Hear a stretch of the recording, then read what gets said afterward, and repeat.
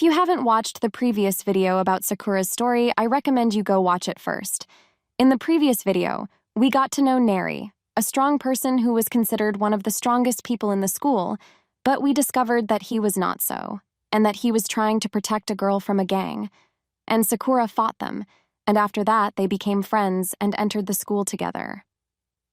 In today's video, Sakura clashes with someone named Sugita, who appears to be the most dangerous student in the school. In this battle, Neri is terrified, while Sakura remains excited, but Neri tries to protect him and prevent him from participating in the confrontation with this dangerous person. Everyone in the class is afraid of this student, and it seems that the entire class is afraid of him. If you are interested in knowing who will win this battle and more details, make sure to subscribe to the channel and activate the bell button to receive the next video. As the battle was intensifying, Sakura was ready to fight back forcefully. But suddenly he saw Neri trying to hide his eyes from fear. Everyone was watching in amazement as Sakura stood for a moment, then began to move very quickly. He avoided Sugita's blow with amazing skill and speed, and while Sugita was trying to take advantage of the situation, Sakura succeeded in dropping him to the ground. Although everyone thought that Sakura was having bad luck, she showed incredible strength and skill in the confrontation. With this, Sakura proves to everyone that he is not just an ordinary boy, but rather a strong and distinguished warrior. Sakura confidently stands in front of Sugita and says enthusiastically, "Never try a challenge again. Do not underestimate our strength. We are not as weak as you think, but we are capable of achieving the impossible."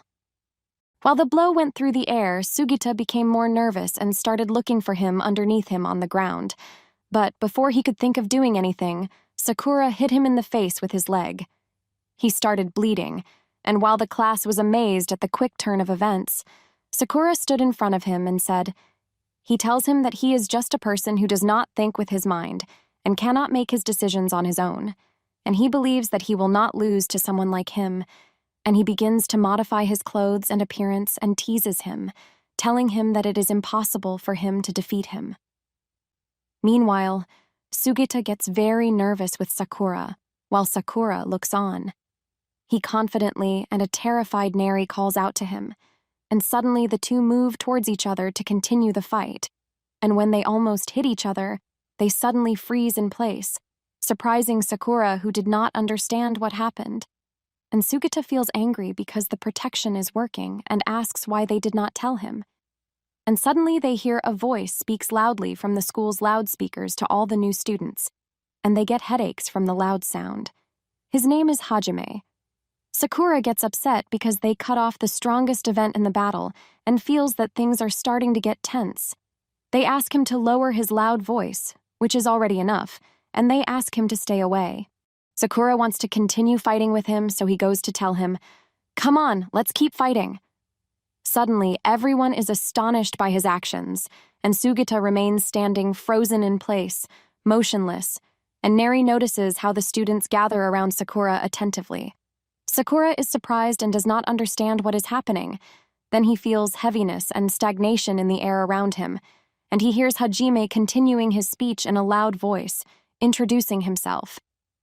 As a representative of the Furin School, he teaches them about himself, much to Sakura's admiration and enthusiasm, but suddenly apologizes for his behavior and admits that he forgot the main purpose of his visit. Sakura is shocked by this. He never expected him to be so stupid. But he thinks about his image, Hajime, which will be affected. He urges them to enjoy their youth and take advantage of the opportunities they have in high school, such as going to the sea or climbing in the mountains, and suggests that they have a good time next summer at the sea. Neri likes these positive thoughts and smiles, but after only 2 minutes, Sakura notices Sugita pulling his hair in surrender. Sugita asks, "What are you laughing at?" He was surprised by him, so he told him that he was only happy to talk about studying here. Then Hajime continued his words and told him, "I am sure that your presence here will make the students not agree with me, and certainly many things will happen between you, and none of you will be able to reconcile with each other on the first day. But at least you shouldn't be enemies." Sugita and Sakura fall silent in front of his words. He considers Sakura and tells them, Sugita is the one who clashed with him first, but Hajime ignores all of this and tells them that they must now protect the city because they are now part of Fioren, and they must raising her name and protecting the people, memories and places of the city. This is the only and basic rule of the school, where everyone bears responsibility. Sakura looks around in surprise, then Hajime finishes and says that's all, so Sue goes to them and says, should they reconcile? He takes their hands and asks them to reconcile and end the matter, so they surrender, reconcile, and end the matter. But Sakura insists on refusing to reconcile and insults Sugita and objects. But Sue tells him that he can only apologize if he wants to reach the top, and Sugita tells him that no one knows how to act. If he knew that he was the one who attacked his first colleague, he would become nervous. Sakura extends his hand annoyed to Sakura. The whole class is surprised, and Sakura is also surprised and stands shocked that he offered to reconcile. Neri stands behind him and tells him to greet him quickly, and Sakura is surprised that he does not hit him because he is not accustomed to doing anything other than hitting. He greets him and becomes very surprised by something like this, while Sakura is upset and everyone is happy for them. But the two press each other's hands. Their hands hurt in the end, and everyone gets excited and runs after Sakura. As he watches what they do, Sakura becomes surprised by their actions and keeps wondering about all the things he is surprised by. Then he gets a little excited, joins them, and participates. He feels surprised by the warmth in his heart among his friends, because it is the first time he feels it, and they celebrate it until one of them enters annoyed and asks them to get out. Sakura is surprised and tells them that they are still in class and are wondering who he is. The events shift to Neri, and Sakura standing between the colors and dealing with the walls, and Sue enters with additional colors to ensure there is a second one with them when they are finished. And we go back in time exactly half an hour. One of them gets upset and asks them to get out of school for not joining and not participating, and a second-grade student named Takeshi tries to blame them. Sakura is surprised and says to him, "What is this patrol?"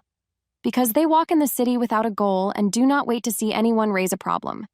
They catch him and beat him, so Tuma tells him that protecting the city is not this way, and the reason they walk this way is just because people see them in school uniforms. But battles happen to protect the city. Sakura was surprised and said to him, "What is this boredom?" So Tuma quarrels with him because he is not only satisfied, but suddenly he is agitated when he sees an old woman stumbling down the stairs. So he runs to help her and begins to help people in the city. And this is what makes them stand up and color the walls. Sakura wants to die of boredom, and the shop owner gives them food and gifts when they finish. Tuma tells Sakura that he understands that he is only happy when he gets into a fight and hits someone, and naturally they all like to talk like that. But also talking to people and helping them can be fun sometimes, so he keeps thinking about the topic while he walks through the city until they reach the restaurant area, which has the slogan, "Strange Heart."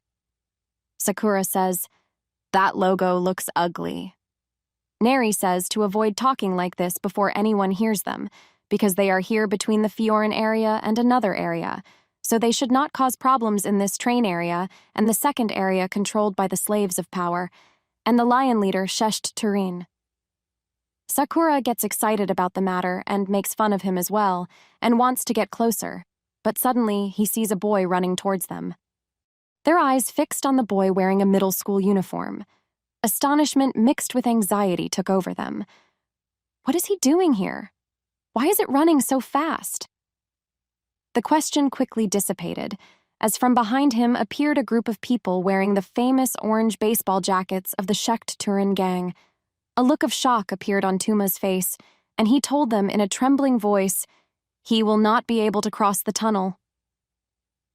In the blink of an eye, the gang members surrounded the poor boy, but the scene suddenly changed as if lightning had torn apart the sky.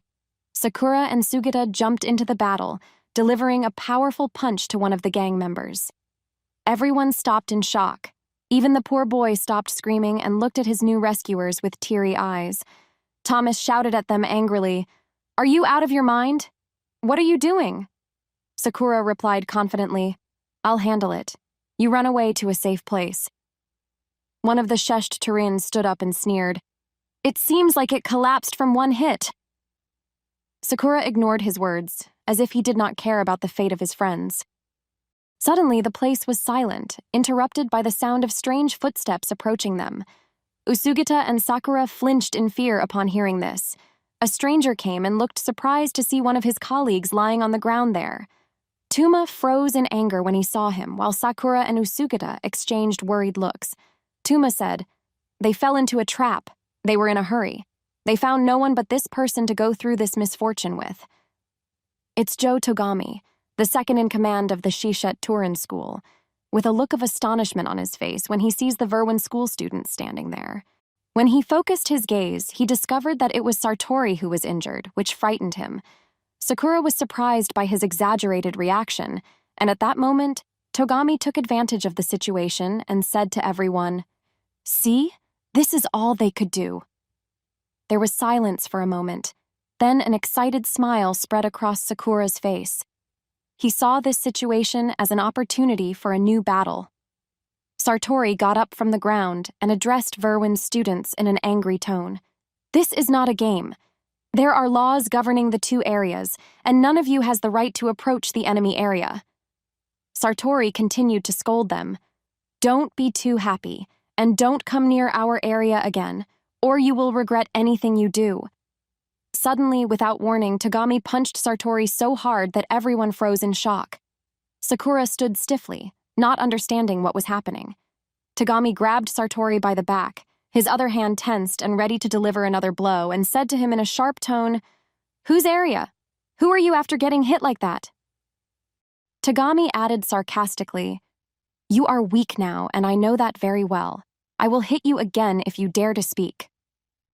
Tuma intervened at this moment, yelling at Togami to stop. Togami was surprised and asked him, "What's going on?" Toma replied, "This is not one of your men." Togami asked sarcastically, "Who are you talking about? Isn't it about this boy under my hand? He lost, and a loser is weak. He has no place in Shishet Turin." A look of shock appeared on Neri's face, and Sue said, "Did you hear what he said?" The Verwin students turned their attention to the members of the Shek Turin gang, and it seemed clear that they were not pleasant opponents. Sakura broke the silence and said sarcastically, "How boring. This nonsense about dividing power makes no sense. They seem to lack real power. They are only good at hitting the weak." Sakura had expected them to do better, but they had disappointed him. He stood facing Togami with a defiant look, angering Tuma, who had hoped the matter would end peacefully.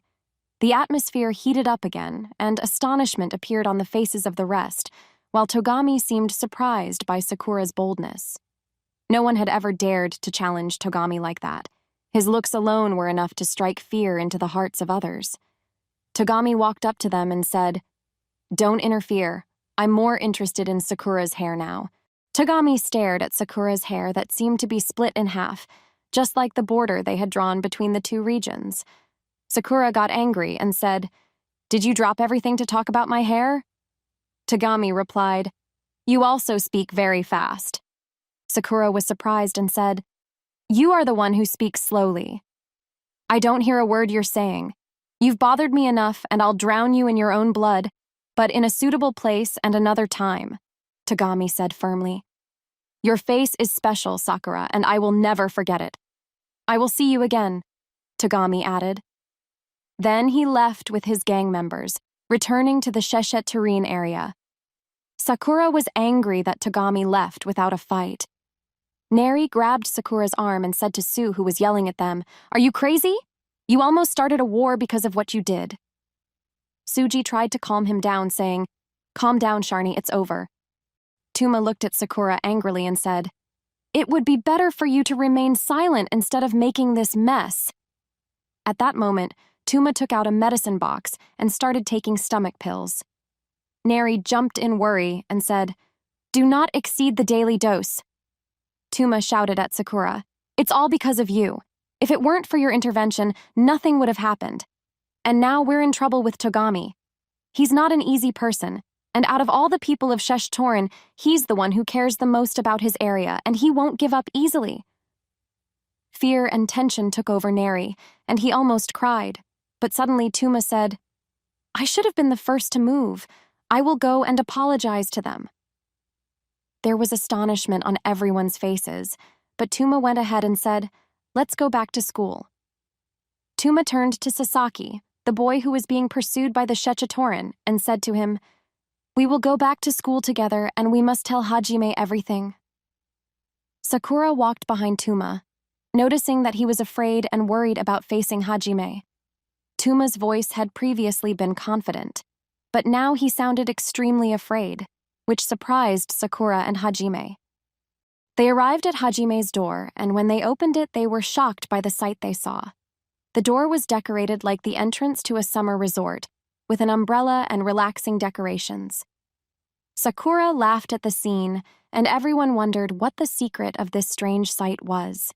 Sakura looked at Tuma, who was turning towards Hajime with a look of admiration and appreciation. He was the strongest man in Verwen and #1 in the school. Hajime was sitting next to some plants and said to Tuma, "Come and look at this. I planted eggplant and black pepper, and they are growing fast. We can have a barbecue with all our friends in the summer." Hajime looked very happy, much to everyone's surprise. How could the strongest guy in school be interested in growing eggplant? Sue laughed and said to himself, "He looks like an elementary school kid." And so the video ended. Subscribe to the channel and activate the bell button to receive all new updates. I hope you liked the video. See you in the next video.